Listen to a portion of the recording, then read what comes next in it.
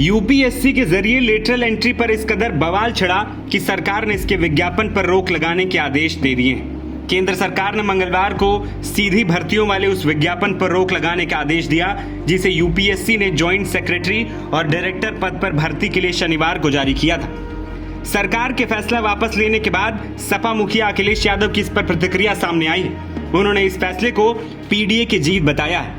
अखिलेश ने social media platform का सहारा लेते हुए लिखा, यूपीएससी में लेटरल एंट्री के पिछले दरवाजे से आरक्षण को नकारते हुए नियुक्तियों की साजिश आखिरकार पीडीए की एकता के आगे झुक गई।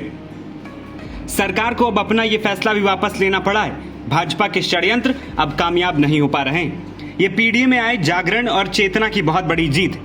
सपा प्रमुख ने आगे लिखा कि इन परिस्थितियों में समाजवादी पार्टी लेटरल भर्ती के खिलाफ 2 अक्टूबर से शुरू होने वाले आंदोलन के आह्वान को स्थगित करती है। साथ ही ये संकल्प लेती है कि भविष्य में भी ऐसी किसी चाल को कामयाब नहीं होने देगी। वह पुरजोर तरीके से इसका निर्णायक विरोध करेगी। जिस तरह से जनता ने हमारे 2 अक्टूबर के आंदोलन के लिए जुड़ना शुरू किया था, ये उस एकजुटता की भी जीत है। अखिलेश ने कहा कि लेटरल एंट्री ने भाजपा के आरक्षण विरोधी चेहरे को उजागर कर दिया है। इससे पहले भी अखिलेश यादव ने सरकार के विज्ञापन जारी करने के बाद पोस्ट करते हुए सरकार के इस फैसले को गलत बताया था और 2 अक्टूबर को आंदोलन का ऐलान किया था।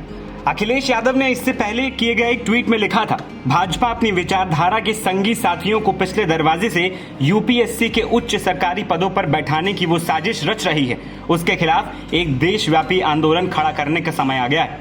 यह तरीका आज के अधिकारियों के साथ युवाओं के लिए भी वर्तमान और भविष्य में उच्च पदों पर जाने का रास्ता बंद कर देगा। आम लोग बाबू व चपरासी तक ही सीमित हो जाएंगे।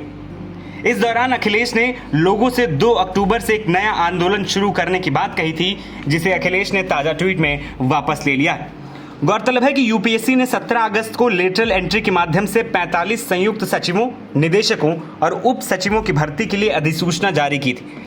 लेटरल एंट्री को सरकारी विभागों में विभिन्न विशेषज्ञों की नियुक्ति कहा जाता है। इस निर्णय की विपक्षी दलों ने कड़ी आलोचना की थी। उनका दावा है कि इससे अन्य पिछड़ा वर्ग यानी कि ओबीसी, अनुसूचित जाति यानी कि एससी आरक्षण अधिकारों का हनन हुआ है। वहीं सरकार ने विरोध को देखते हुए विज्ञापन वापस पत्र जारी किया है। पत्र में लिखा गया है कि लेटरल एंट्री के आधार पर निकाली गई भर्तियों में आरक्षण का प्रावधान नहीं किया गया है, जिसे ध्यान में रखते हुए इसे वापस लिया जाए। पत्र में कहा गया है कि प्रधानमंत्री नरेंद्र मोदी उच्च पदों पर लेटरल एंट्री के लिए संविधान में निहित सामाजिक न्याय और आरक्षण पर जोर देना चाहते हैं, इसीलिए इस विज्ञापन को वापस लिया जाए।